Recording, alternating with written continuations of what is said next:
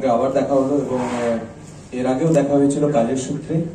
আমি কাজের সূত্রে দেখা হলেই ভালোবাসি, সেটা অকাজে নানা রকম কমেন্টস ইত্যাদিতে আমি ওটা থাকতে চাই না, কাজের মধ্যেই থাকতে চাই।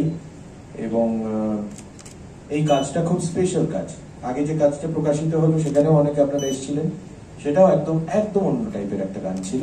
বিভিন্ন ধরনের গান করতে পারাই তো আমার মনে হয় যে একজন কণ্ঠশিল্পী, যে আমি শুধু কণ্ঠশিল্পী নই, আমি নানা রকম কাজ করি, কিন্তু এখানে যে ভূমিকায় আপাতত আমাকে দেখা যাচ্ছে বা অবতীর্ণ, সেটা কণ্ঠশিল্পী।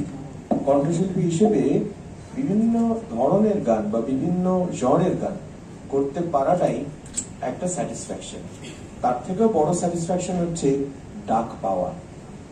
এই যে বিভিন্ন সঙ্গীত পরিচালকরা বিভিন্ন ধরনের গানে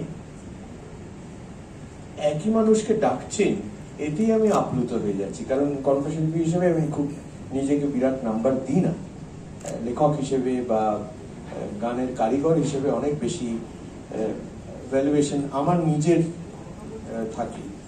কণ্ঠশিল্পী ওকে ঠিক আছে, কাজ চালিয়ে নিতে পারি, কিন্তু সঙ্গীত পরিচালকরা তো সেরকম ভাবছেন না। তারা তো বারবার আমাকে ডাকছেন এবং সব থেকে বড় সাফল্য এটাই যখন একজন সঙ্গীত পরিচালক দ্বিতীয়বার আমাকে ডাকেছে। এটা আমার রেকর্ড হচ্ছে যে আমি যতজন সঙ্গীত পরিচালকের সঙ্গে কাজ করেছি প্রত্যেকের কাছ থেকে দ্বিতীয়বার, তৃতীয়বার ইত্যাদি ইত্যাদি আমি ডাক পেয়েছি। এটাই প্রমাণ করে যে প্রথম কাজটা ঠিক ছিল। সৌম্যজিৎ, ওর সঙ্গে আমার পরিচয় ওর অনেক ছোটবেলায়, এবং আমার গানের একজন অনুরাগী হিসেবে ওর সঙ্গে আমার পরিচয় হয়েছিল। ওর বাড়িতেও আমি গেছিলাম। ওর বাবা একজন খুবই কৃতি মানুষ, একজন শিক্ষক, একজন পণ্ডিত মশাই মিউজিকের।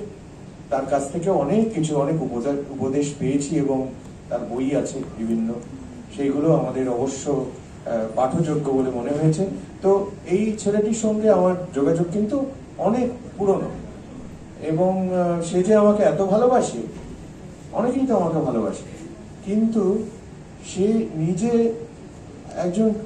একজন কৃতি সঙ্গীত পরিচালক হিসেবে এখন কাজ করছে। বহু সিনেমায় ও গান তৈরি করে, তার মধ্যেও মনে করে আমাকে দুটি গানে ব্যবহার করেছে। এটা তো এর থেকে বড় আর কিছু হয় না। এ তো মনে হয় যে যেন সন্তানের উঠে দাঁড়ালো, তাই না? মানে একটা ছেলে, আমার ছেলে যদি আজকে সেরকম বড় হয়ে ওঠে এবং মানুষ ওর কাজকে ভালোবাসতে পারে, তার থেকে বড় একজন আমার মতো একজন বয়স্ক মানুষের এর থেকে বড় কিছু আর হয় না পাওয়া। এই ধরনের গান তৈরি করিনি, ও করেছে, এবং কণ্ঠশিল্পী হিসেবে ও আমার উপরই ভরসা রেখেছে। এইবার বাকি কথাটা বলবেন জনগণ, দর্শক শ্রোতা, যারা গানটা শুনবেন। আজ থেকেই গানটা প্রকাশিত হয়ে গেল সমস্ত ডিজিটাল প্ল্যাটফর্মে, এবং ইউটিউবে ভিডিও চলে আসছে। ভিডিও দেখে মনে হচ্ছে এটা কি আদৌ একটা বাংলা গানের ভিডিও?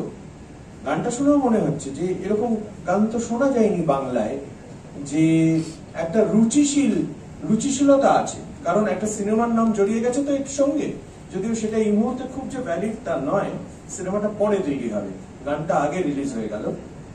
কিন্তু অরণ্যের দিনরাত্রি এরকম একটা সিনেমার নাম জড়িয়ে গেছে এই গানটার সঙ্গে, গানটার নাম আবার অরণ্যে। এই গানটায় একটা রুচিশীলতা কাম্য ছিল, যতই অন্য সাউন্ড হোক না কেন, যেন বক্তব্যটা রুচিশীল হয়। সেটা হয়েছে, সেটা আমি দায়িত্ব নিয়ে বলছি। গানটা যখন আপনারা শুনবেন, আপনারা বুঝবেন যে এর মধ্যে একটা রুচি আছে। নতুন, একেবারে নতুন সাউন্ড হলেও এর মধ্যে কোথাও একটা বাঙালির যে ভালোবাসা ভ্রমণের সঙ্গে, সেটা রয়েছে।